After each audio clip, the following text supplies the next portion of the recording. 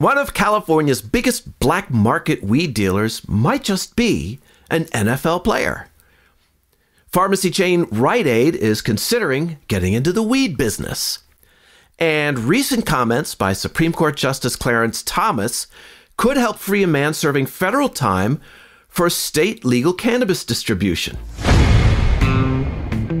Welcome to VoteProPot-Cast, the award-winning cannabis news podcast brought to you by VoteProPot.com. Here are your hosts, Phil Adams, Jay Britton, and Andrew McCreadys. Okay, so we're going to get to all of that stuff and much more. Thanks, everybody, and welcome once again to VotePro-Podcast. We're here to give you the news, the views, the trends, the opinions, and just general bullshit, right? I mean, sometimes we just like to shoot the shit around here, but we're glad you're here. Glad you've joined us. And first, I have a question for our culinary artiste. Now, I have in my little humble garden what is shaping up to be a bumper crop of various kinds of peppers. Ooh. Yeah. And my question is, I've got one of the plants as bell peppers. Now, you go to the store, you can get bell peppers that are green, you can get them that are red, you can get them that are yellow. Uh-huh. Are those three different varieties of bell peppers, Andrew, or are those just on the vine longer? Well, both. Both, okay. As I understand it. All right. But the best thing to do with if you have a lot of bell peppers, because they're not really hot peppers, what you can do is roast them, slice them, and just pack them in olive oil. It'd be like pimentos kind of thing. So that's my humble little garden. Now, I want to get to some of these. I want to talk about this Clarence Thomas thing first because, as we've discussed many times, once upon a time in America, cannabis was 100% completely legal. And then it became 100% completely illegal. Now we're in a state of affairs where cannabis is simultaneously legal and illegal. And it's causing a lot of havoc for a lot of people in more ways than we have time to describe. Where do you think we're going with this now?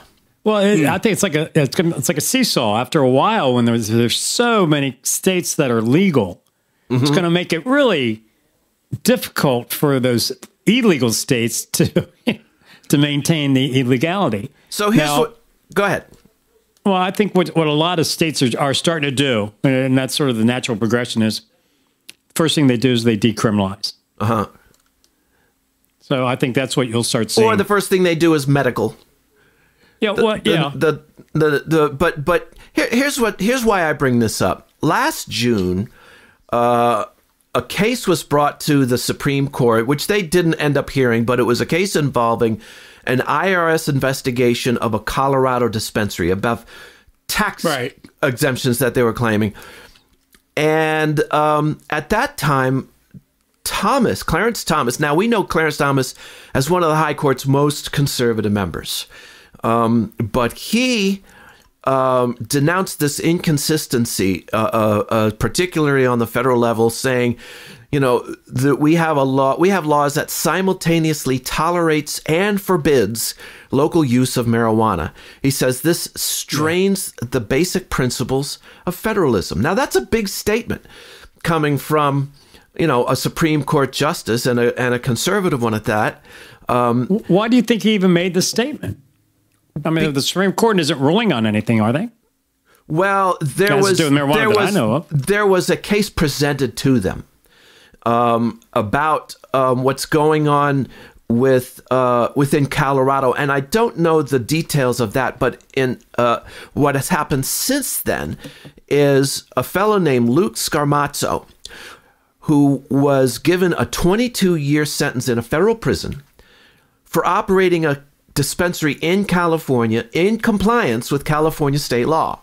So, and these comments by Clarence Thomas on the previous case are being brought up because his lawyers, they're trying to get him released on this. And they are saying that in their motion for his release, that the U.S. District Court that's presiding on his case should take Thomas's comments into account. That's interesting. That's right. I wonder if that's happened before. They call it a compassionate release because, among other things, this fellow Luke Scaramazzo, his father has to have a bone marrow transplant, and he is a donor.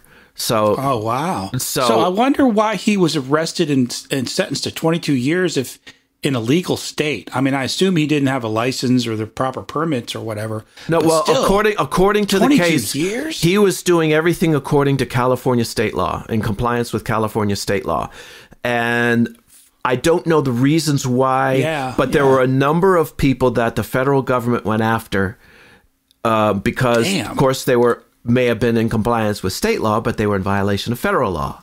Gotcha. So he was. How long ago was he arrested? There's not a lot of information on that in the articles. I don't know, but I think it was in the last few years.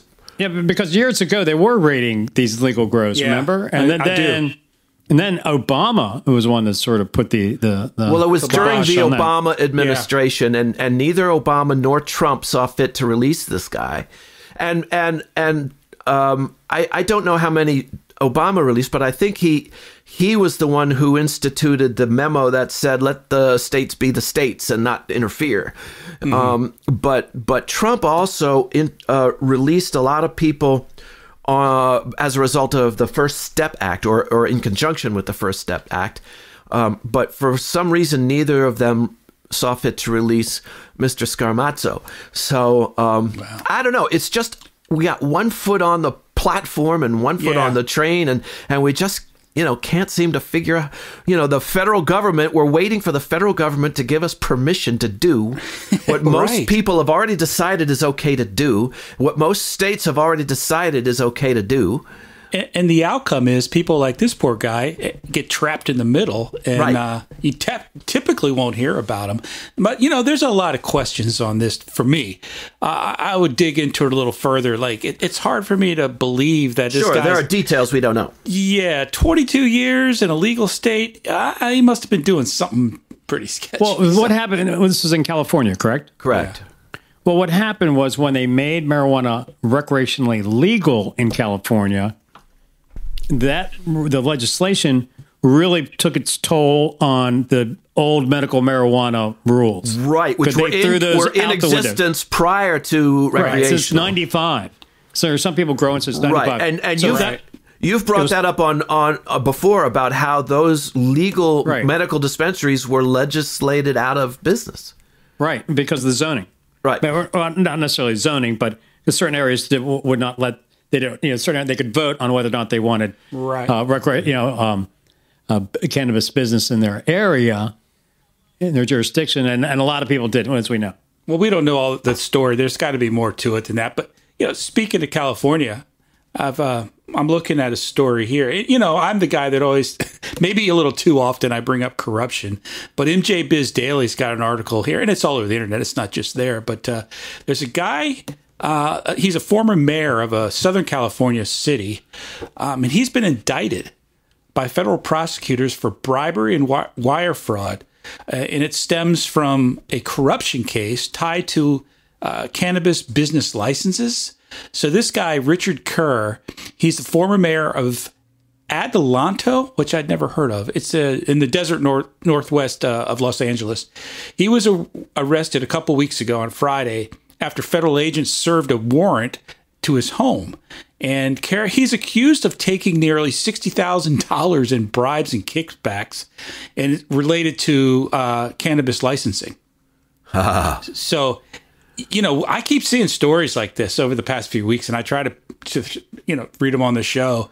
The more government you get involved, the more corruption you're going to, and you've said this before, Phil, the more rules and regulations and red tape that government creates, the more opportunity for sleazy people, and we do have a few of them in politics and government to take advantage of that. Yeah. So this guy is in deep shit, An investigation into the former mayor's work with marijuana licenses began in 2018 after an arrest the previous year of their vice mayor. The vice mayor was connected to a bribery scheme that was tied to the city's cannabis permitting process. According to the indictment unsealed last week, FBI investigators alleged that Kerr and co-conspirators began their scheme at least as far back as 2015 and then began accepting bribes from marijuana business executives hoping to win coveted permits.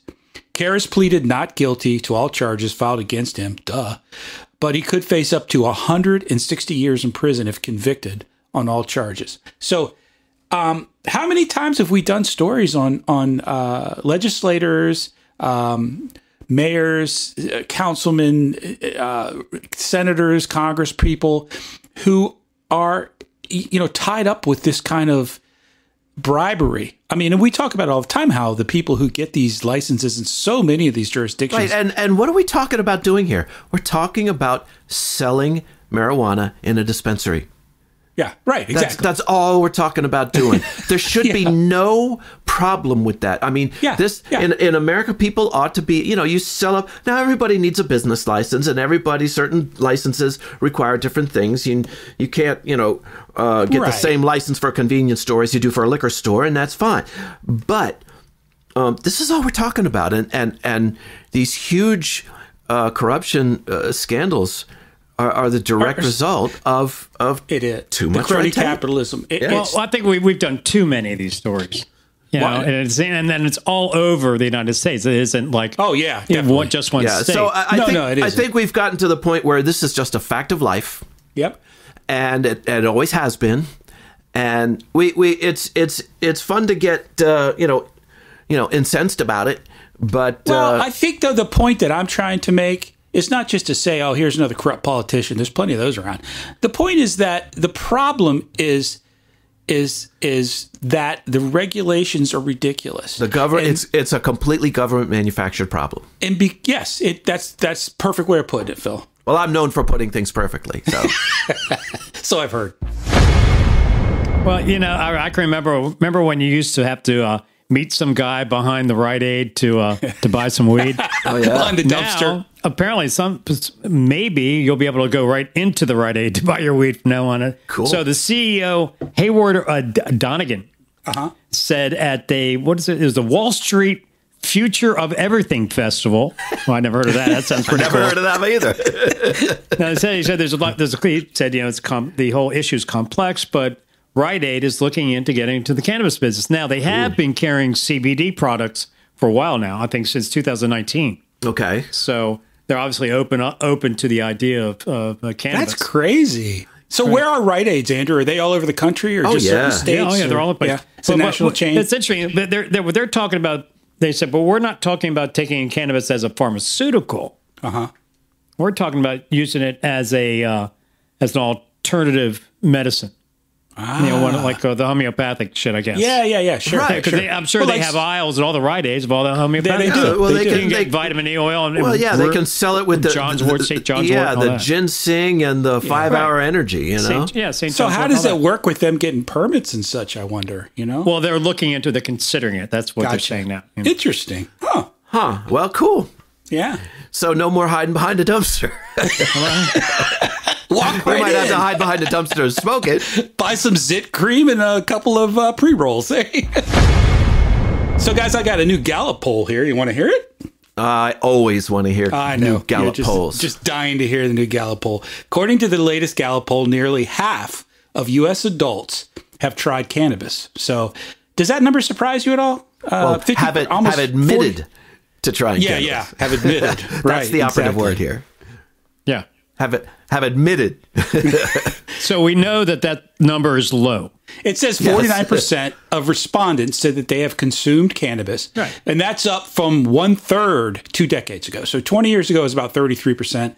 Now it's 49%. That's not too big a surprise. It's up 10% over just 7 years ago. Yeah, that's right. It says here 12% of respondents identified as current consumers of cannabis. That percentage has remained stable over recent years. So 12% of people say they use it regularly. Does that seem right to you? I guess that's probably right. Younger respondents, those who identified as politically liberal and those who were non-religious, were most likely to have had prior experience with cannabis.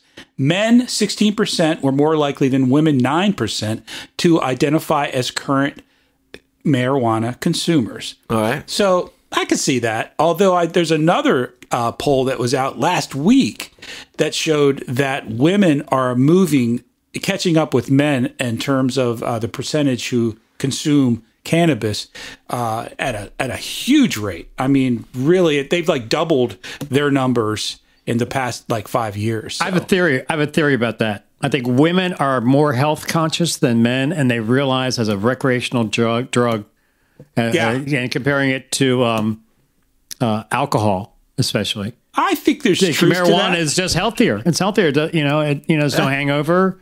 You're not going to fall down. You're not going to forget what you're doing. I have another theory that I think, and I'm looking at this current poll that was a study that was done by Headset, and they were checking out who uses the most cannabis, and they said it's the Gen Xers. But within that poll, they talked about this increase in women using it, and here is what one person looked at. She said that part of the attraction to women, that is the commitment by the cannabis industry, to package and promote cannabis just like any other retail item. No longer do I have to meet, like Andrew was just saying, some creepy guy in a back alley to get a gram of weed.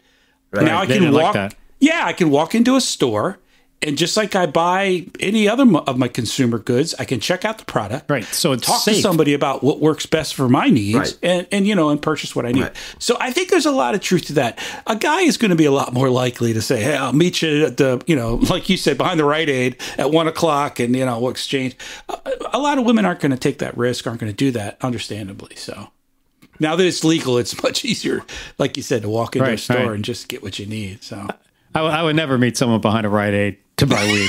I never did. I always met them at 7-Eleven.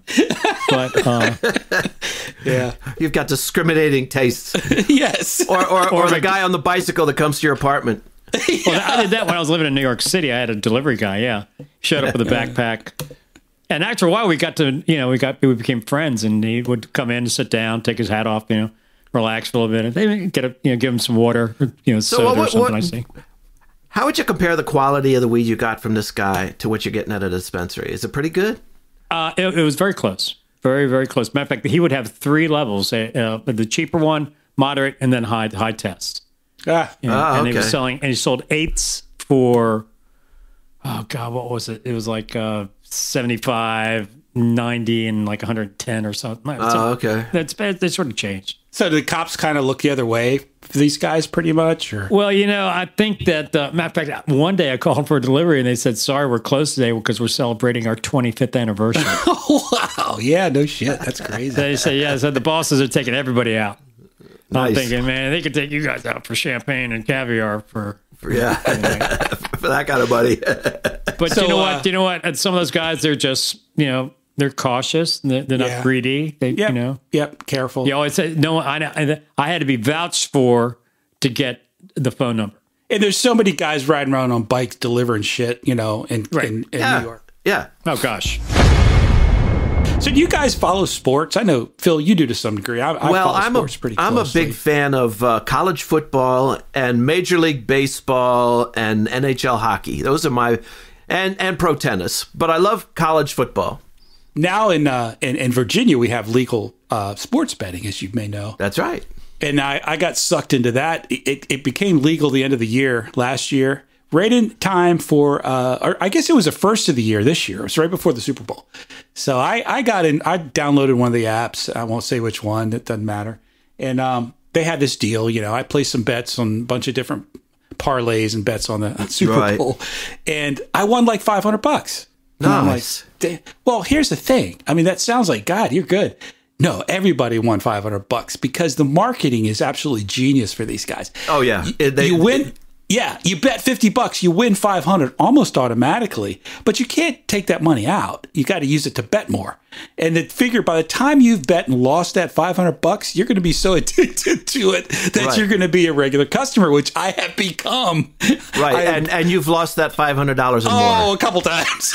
Yeah. So this, have you guys heard? This is a pretty big story. Supposedly that you know who Julio Jones is. He's a receiver for the Tennessee Titans, and he's $16 million 4-year contract. So he's a pretty big dollar guy. Well, he's one of the top receivers in the NFL. Absolutely, and they just signed him to a new deal. He's being sued now with another guy, an ex-NFL player by the name of Roddy White. Now, they have a partnership with a company called Genitex, and it's a cannabis company. And what's happened here is Genitex has sued these guys, claiming that, and this is according to court records, Genitex says that the NFL stars have not reported sales from the cannabis farm since March. They have a cannabis farm that's part of this conglomerate, apparently. So they have not reported anything since March. They said that they've sold as much as $15 million worth of cannabis on the open black market in the past 5 months. So there's not only is there a lawsuit, obviously, from this company claiming that they haven't kept their books. They haven't done any of the paperwork you're supposed to do, as we talked about, from seed to sale in California. Everything is accounted for. They have done none of that, allegedly. And so not only are they have the potential of being sued for millions of dollars by this company, these guys could go to jail. Oh, yeah. Big time. Oh, big time, yeah. Big time. So we'll have to watch this. For now, the Tennessee Titans are not commenting, but if the lawsuit goes through, or if the feds make an arrest, or if anyone makes an arrest based on these allegations, this guy's football career could be done. Of course, it sounds like he's making so much money with weed, he may not need football. $15 million yes, in but 3 months. But he's making a ton of money for football. I mean, like I said, this guy is one of the top 2 or 3, or at least he has been in recent years, receivers in the NFL. I mean, he's, just perennial All-Pro. It came from Alabama. Right. I used to watch. Boy. Yeah. Roddy White was also a receiver. They were both receivers on Atlanta, I think, for a while. Yeah, that's right. And the Falcons. So he's getting a buttload of money anyway. So we'll keep an eye on it, see what happens. Good luck to Julio. He's fun to watch on the field. So and roll Tide. Yeah, roll Tide. There you go. Speaking of the Tide, Alabama Governor, what was her name again? Kay Ivey? Kay Ivey, right. Signed a medical marijuana bill into law, Woohoo! allowing in the great state of Alabama medical marijuana. Now, there's a few things. There's no flour. They're only allowed 50 milligrams a day. 50 milligrams of what? Edibles? Of edibles, and I guess because there's no flour, you can't smoke it. Yeah, okay. Yeah, anything. Yeah, concentrates. Well, 50 a day. That'd be sort of crazy if they go, you can't have flour, but we got some shatter. Dab. That's right. You can dab. That just doesn't make. But anyway, she signed with what she called the Compassionate Act to help. And actually, quite frankly, consider it's right in the heart of Dixie. Big time red state, and she's doing that. I'm going to have to give her a couple of thumbs up. Yeah. Baby steps, man. Baby steps. Green thumbs up. That's what I have. Green thumbs up, brother. We're going to have a new segment. Andrew's green thumbs up. Speaking of, here's another interesting story I read this week. A Wyoming tribe just legalized medical marijuana. The Eastern Shoshone tribe in Wyoming. To sign resolution to make medical marijuana legal on their reservation. Now, they also have decriminalized as well. And there was another, the Northern Arapaho? Excuse me. The Northern Arapaho tribe just the week before voted to decriminalize marijuana on theirs. Right. So I really think, and I think it would be great. And I can understand why some Indian tribes are hesitant to get into it, but I think that if they're doing casinos, I would think. I was going to say that. I think getting into marijuana is a better deal than a casino. Now, the other thing that surprises me, and I really, really don't know a whole lot about this subject, but I would think that Indian reservations would get some kind of exemption from the Controlled Substances Act. Now, I know some of them do regarding peyote. Yeah, and also it seems to me the federal government shouldn't be able to tell these Indians what they should do on the Native Americans. I mean, for tribal and religious reasons, they can pretty much set their own limits. But cannabis is a little different because that's a commercial endeavor, But like you said, Andrew, right now they're doing medical for their own people, and they decriminalize it for their own people. So they're doing this in a state where it's not legal. That's what's interesting. So we'll have to see how that. That's right, how that Wyoming. works out. Yeah, that's what's interesting about it. And can you get a card if you're not an Indian? Yeah, if you're not Native American, does this mean that all of a sudden land property values on these Indian reservations have just gone up? Yeah. Could be. There's going to be some people going, well, I'm just going to move down. Hey, I'm a Arapaho now. Yo-ho. Could be. Hey, man, anything that helps out their business is okay with me. So, folks, get out there and make some noise about this. It's not too early to get involved in the process. Talk to your people that have been elected, whether you voted for them or not. I was going to say people you voted for, but maybe you didn't vote for them. Contact them anyway and say, damn it, or please. I always like to say either please or damn it. Legalize and get on with it. And also... Don't be a Nancy, just say yes. There you go.